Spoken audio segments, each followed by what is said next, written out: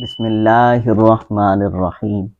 अस्सलामु अलैकुम वरहमतुल्लाहि वबरकातुहू। मुअज़्ज़ज़ व मोहतरम नाज़रीन, उम्मीद है खैर आफियत दे नाल होवोगे और मेरी दुआ है कि अल्लाह तबारक व तआला हमेशा थानू शादो आबाद रखे, अपने हिफ्ज़ व अमान विच रखे। मुअज़्ज़ज़ नाज़रीन, अज दा वाक़या बड़ा इबरतनाक, बड़ा सबक आमोज़ वाक़या है और ये कोई मन घड़त कहानी या किस्सा नहीं, बल्कि अल्लामा इब्न जौज़ी रहमतुल्लाह अलैह ने अपनी किताब ज़मुल हावी दे विच लिखा कि मैनू एक एतबार वाले बंदे ने दसा कि मैं एक रात सुता हा, मैं ख्वाब दे विच वेखा कि कब्रस्तान दे मुर्दे इकट्ठे होए और आपस दे विच गल्लां करन लग पे। मैं करीब गया, जाके वेखा तो वो मुर्दे अल्लाह तबारक व तआला दी बारगाह दे विच फरियाद करदे पे। अल्लाह तबारक व तआला दी बारगाह च अर्ज करदे ने कि मालिक, अज जिहड़ी माई फौत हुई है, जो औरत मर गई है, उसनू इस कबर च ना लियावी। उसकी नहूसत, उसके गुनाहों की शामत, उसका अजाब असी वेख नहीं सकांगे, उसकी तकलीफ असी बर्दाश्त नहीं कर सकांगे और असी डरने आए कि उसकी नहूसत, उसके गुनाहों की नहूसत किधरे साढ़े तक ना पहुँचे। रब्बुल आलमीन उस बुरी औरत तो सानू महफूज रख और इस कब्रस्तान वालियां नू उस औरत तो बचा लै। फरमांदे ने कि मेरी अख खुल गई, मैं सुबह जदों बेदार होया, नमाज फजर अदा की। नमाज फजर अदा करन तो बाद मैं उस कब्रस्तान जा पहुंचा। जदों मैं कब्रस्तान विच गया, मैं वेखा कि कब्रस्तान दे विच लोग एक कबर तैयार कर रहे हैं और वो कबर तकरीबन तैयार हो चुकी है। मैं उन्होंने दे कोलों जाके पूछा कि ये कबर किस दी बनाई जा रही है। लोगों ने दसा कि फलां जो ताजर है, उसकी बीवी फौत हो गई है और उसकी एक कबर तैयार की गई है। मैं उन्होंने लोगों ने दसा कि मैं इस तरह एक ख्वाब वेखा, पता नहीं इस औरत दे बारे है या किसी और औरत दे बारे है। वो जिन्होंने कबर बनाई है ना, उन्होंने आखा कि इस औरत दे बारे उसी कि असी जानने हैं कि औरत का किरदार अच्छा नहीं है, बदनामे जमाना है, बड़ी बदकार आई, लिहाजा असी इस औरत नू हुण इस कब्रस्तान च दफन नहीं होने देंगे। ये आख के उन्होंने वो कबर बंद कर दी थी।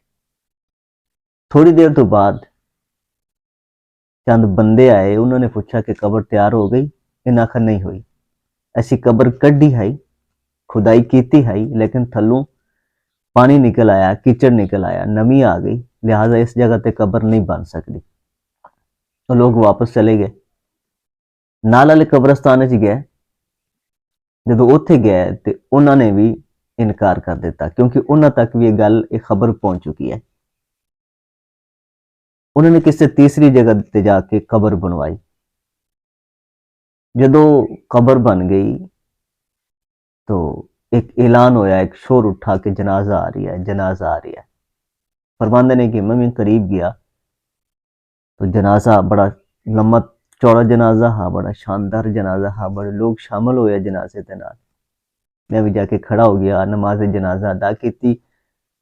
नमाज जनाजा अदा करन तो बाद मैं वेखा कि बंदे दो बंदियां दे नाल जाके अफसोस करदे पे।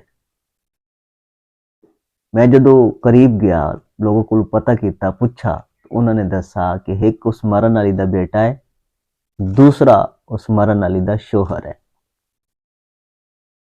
मैं पहले उस औरत दे शोहर कोल गया और उसने जाके दसा कि मैं रात एक ख्वाब वेखा इस औरत दे मुतालिक और मैं कुछ दसना चाहना।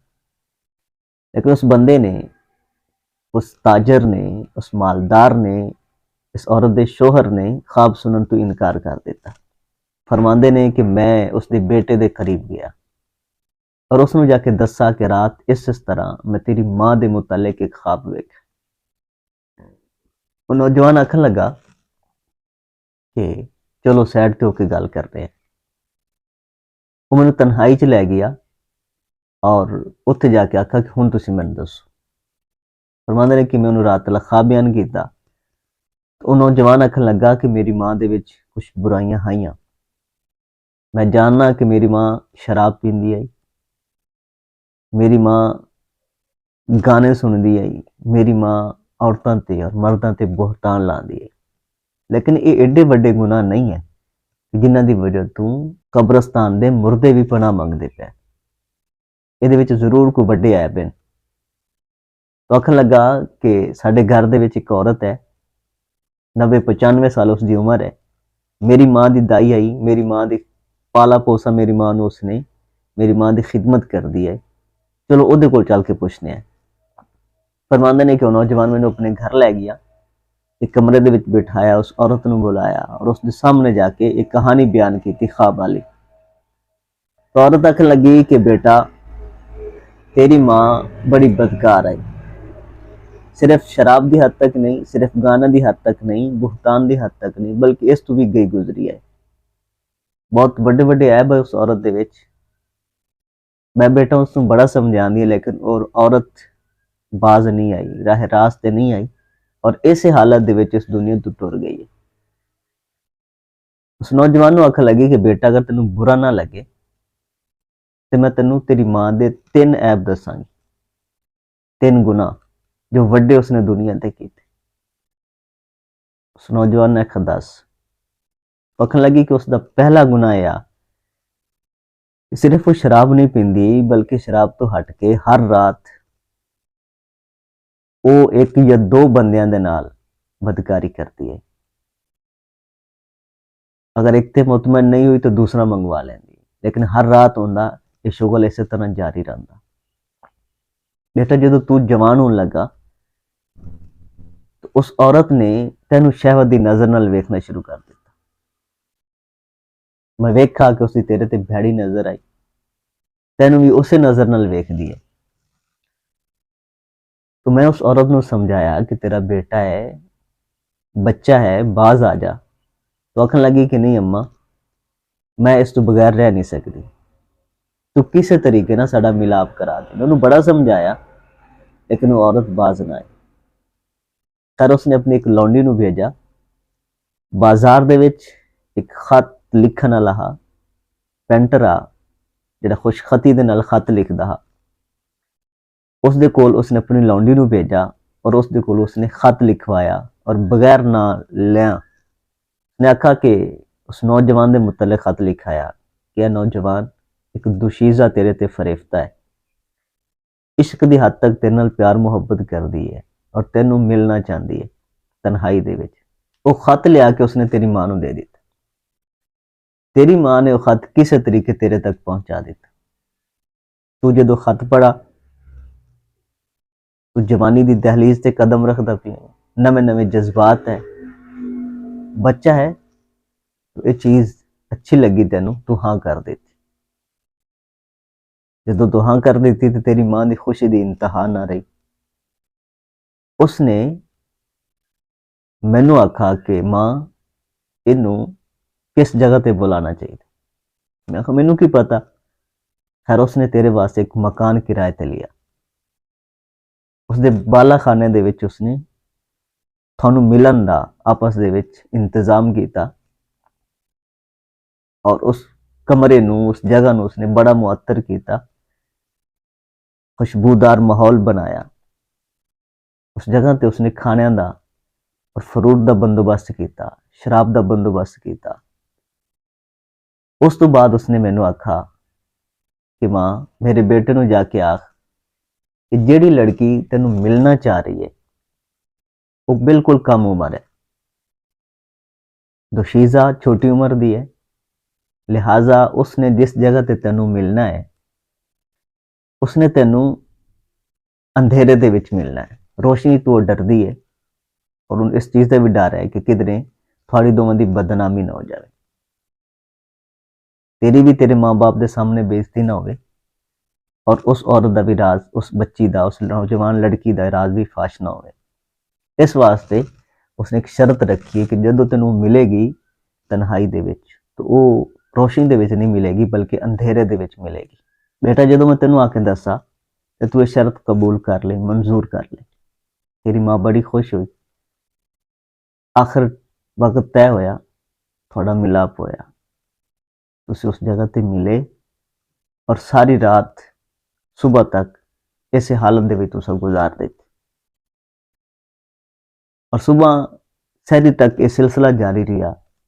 उस तो बाद तू सौ गया, बाद विच बेटा मैं तेन जाके जगाया। फिर यह सिलसिला एक दो दिन तक नहीं बल्कि यह लंबे अरसे तक चलता रहा, हत्ता कि तेरी मां हामला हो गई।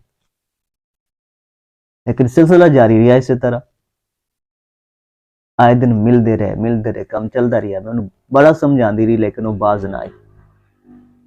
बिल आखिर जो बच्चे की विलादत होने वाली हो गई, दिन करीब आ गए, तो तेरी मां ने तेरे बाप नूं आखा कि मैं बीमार हाँ और मैं अपनी मां के घर जाना चाहनी हाँ।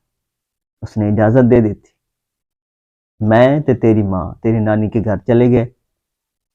उत्थे जाके तेरी मां दे हाँ बच्चा पैदा होया, जिहड़ा तेरी मां ने मौके ते कतल कर दिता और उसनूं बाहर फेंकवा दिता। कुछ दिनों तो बाद फिर वापस आ गई। फिर आके उसने आखा कि मैं अपने बेटे नूं फिर मिलना चाहनी हूँ। उस हालत दे विच मैं उन्होंने बड़ा समझाया कि बहुत कुछ हो गया है, बस हुण जांदी आंदी कर, लेकिन वो औरत ना मनी और बिल आखिर दोबारा यह सिलसिला जारी हो गया और तुसी फिर इस तरह ही मिलते रहे। एक ते आ और दूसरी कहानी जदों सुनावन लगी तो उस नौजवान दे अखां च आंसू आ गए। पता नहीं किस सबर दे नाल वो बैठा हुआ सा, आखन लगा कि माई बस कर, तेरे ते और मेरी मां ते अल्लाह ताला दी लानत हो, बस खामोश हो जा, इस अगे कोई गल ना करे। और वो नौजवान उठ के बाहर चला गया और मैं भी उसके नाल बाहर आ गया। साहिबो, जदों इंसान की गैरत खत्म हो जाए तो फिर ये इंसान जानवर तो भी बदतर हो जाता है। हालांकि यह इंसान फरिश्तियों तो भी बेहतर है, फरिश्ते इसकी गुलामी करते हैं। अगर ये इंसान बन के रहे, फरिश्ते इसकी नौकरी ते फख्र करते हैं अगर ये इंसान बन जाए। लेकिन यह इंसान जदों इंसानियत तो गिर जाता है तो फिर ये जानवरों तो भी बदतर हो जाता है। ये कहानी जो तुसें समात की थी, कोई कहानी या कोई किस्सा नहीं है, कोई बनावटी गल नहीं है। इमाम इब्न जौजी ने अपनी किताब जमिल हावी दे विच लिखी और तुसी पढ़ सकते हैं। और आज के दौर दे विच ये सब कुछ थोड़ी अखां दे सामने हो रहा है। सोशल मीडिया का दौर है, आए दिन तुसी कोई ना कोई इस तरह की खबर वेखते सुनते रहते हैं, क्योंकि अज सहूलतां बहुत ज्यादा हो गई। अज हर नौजवान बच्चे की और बच्ची की रसाई है इंटरनेट तक। और सोशल मीडिया दी जो एप्लीकेशन ने इतनिया गंदियां ने कि इन्होंने लोगों के अंदर जो प्राइवेसियां आईयां उन्होंने खत्म करके रख दिता, जो दूरियां आईयां इन्होंने वो खत्म कर दी। अल्लाह तबारक व तआला अपने हिफ्ज़ व अमान च रखे। अल्लाह तबारक व तआला हर मुसलमान की इज्जत आबरूदी हिफाजत फरमाए। वीडियो पसंद आए तो इसनूं लाइक और अपने दोस्तों के नाल शेयर कर देता करो। चैनल ते नवे ने तो इसनूं सबसक्राइब कर लो। दुआ है कि अल्लाह तबारक व तआला मेरे सामईन नूं हमेशा खुश रखे, शादो आबाद रखे, अपने हिफ्ज़ व अमान च रखे। अस्सलामु अलैकुम व रहमतुल्लाहि व बरकातुहू।